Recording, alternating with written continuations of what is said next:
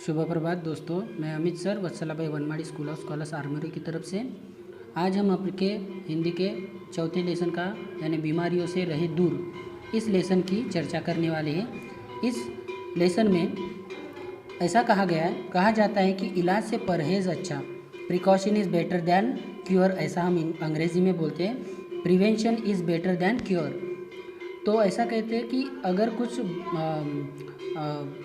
बीमारी होने के बाद उसका इलाज करने से अच्छा है वो बीमारी ही उत्पन्न न होने दिया जाए, ऐसा है। अर्थात कितना अच्छा हो कि हम अगर बीमार ही न पड़े, बीमार नहीं पड़ेंगे तो इलाज की भी ज़रूरत नहीं पड़ेगी।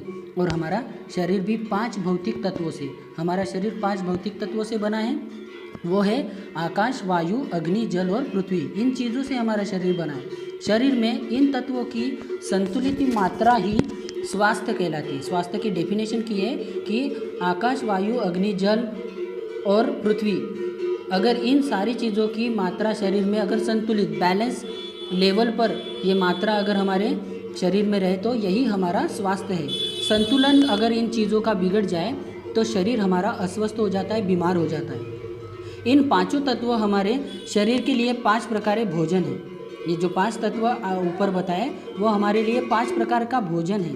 इसमें से किसी की भी अगर कमी हो या आवश्यकता से वो ज़्यादा हो तो हमारा शरीर रोगी पड़ सकता है, बीमार पड़ सकता है। उस समय हम उन्हीं तत्वों का बुद्धिमत्तापूर्वक अगर उपयोग करके आरोग्य को हम लाभदायक साबित कर सकते हैं। हम इन चीज़ों का बुद्धिमत्ता से संतुलित मात्रा में अगर हमारे शरीर के लिए उपयोग करेंगे तो हमारा स्वास्थ्य बना रहेगा। प्राचीन युग में इन पांचों तत्वों को निर्विकार बनाए रखने के लिए जी तोड़ प्रयत्न किए। हमारे पूर्वजों ने इन पांचों तत्वों को बैलेंस लेवल में रखने के लिए कई कोशिशें की, कई मेहनत की। उस युग में स्वच्छ और निर्मल आकाश में श्वास लेने के लिए शुद्ध हवा मिलती थी। अगर आप 20 या 30 साल पहले की अगर बात भी करेंगे, आप 50-100 सालों पहले तो बहुत शुद्ध हवा मिलती थी, लेकिन 20-30 सालों पहले भी मिलेंगे अगर बात करेंगे तो वो भी हवा हमारे लिए शुद्ध थी। लेकिन आज हमारे आजू बाजू में नदियाँ पवित्र हो गई है। उस ज़माने में नदियाँ पवित्र थी, जल उनका पावन था और प्राणी मात्रों के लिए वो शक्ति प्रदान करता था। सूर्य का प्रकाश भी हमारे लिए श्रद्धा और भक्ति का भाव हमारे ऊपर जागृत करके हमारे लिए उपयोगी सिद्ध होता था। हमारी धरती माता प्रदत्त अमृत यानी अन्न, फल और पेय, इन पदार्थों के माध्यम से हमारे लिए एक प्रकार अमृत हमारे पास पहुंचाती थी। स्वस्थ और सबल और तेज युक्त हमारे लिए ये अन्न जल रहता था। लेकिन आज सभी देश उन्हीं 5 तत्वों का दुश्मन बनते हुए इन सभी को दूषित बनाने के लिए तुले हुए हैं। हमारे जो जंगल है, उपवन है, वन है, उनको नष्ट करके हम शहर बसा रहे हैं जो वायु को दूषित कर रहे हैं। आए दिन हम अणुबमों के परीक्षण कर रहे हैं, रिसर्च कर रहे हैं। उनकी वजह से ऋतुएं अपनी समय पर नहीं आ रही।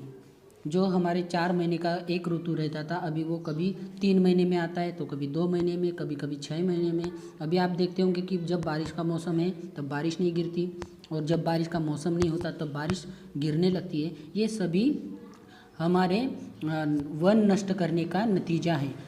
इसके बाद नगरों का एक नारकीय मन, यानी शहरों का, गाँव का जो मल है, मूत्र है, वो सब कल कारखानों का कूड़ा कचरा, साथ साथ कारखानों से निकला हुआ कूड़ा कचरा, उसका गंदा पानी नदियों में बहाया जाता है। और इन्हीं नदियों का जल हम नलों द्वारा हमें प्राप्त होता है और हम वो पिए लिया करते हैं, इसलिए हम बीमार पड़ते हैं। अग्नि जो हमारी दुर्व्यवस्था इस युग में हो रही है उसकी बात ही अलग है। हवन से तो हमें घृणा है। पहले के ज़माने में हवन किया करते थे, उसको पवित्र माना जाता था, लेकिन आज हम उस हवन को घृणात्मक नज़र से देखते हैं। लेकिन पत्थर के कोयलों से चलने वाले कारखानों के धुएं से सारे वायुमंडल को पवित्र कर रहे हैं। मतलब ये एक तरीके से हम इन कारखानों के सहायता से, उनकी मदद से जो निकलने वाला धूल है उसकी वजह से हम पूरे वायुमंडल को दूषित कर रहे हैं। खेतों में जो रासायनिक खादों का हम आवश्यकता से ज़्यादा उपयोग करते हैं उसकी वजह से उर्वरा शक्ति यानी उपजाऊ शक्ति ज़मीन की वो नष्ट हो रही है। और इसी वजह से, इसी स्थिति की वजह से हमें जीवन के आधारभूत इन्हीं 5 तत्वों का से वास्तविक जो लाभ मिलना चाहिए वो नहीं मिल रहा है। उस युग और इस युग में आकाश पाताल का अंतर हमें दिखाई दे रहा है। क्योंकि उस ज़माने में सारी चीज़ें पवित्र रूप से हमारे पास पहुंचती थी, लेकिन आज सारी चीज़ें अपवित्र हो गई है। फिर भी प्रकृति अपना नियम नहीं छोड़ रही है, और कुछ वक्त वो नियम अगर छोड़ती है तो उसके नुकसानदायक परिणाम हमको भुगतने पड़ते हैं। वह जीवन की सुरक्षा हर स्थिति में करती है। विषम परिस्थिति में हमें इन 5 तत्वों का सदुपयोग करने का, स्वस्थ रहने के लिए संकेत भी देती है, और इन 5 तत्वों से हमें स्वस्थ रहने के लिए आगाह करती है। इसके आगे का पोर्शन हम नेक्स्ट पीरियड में देखेंगे। धन्यवाद।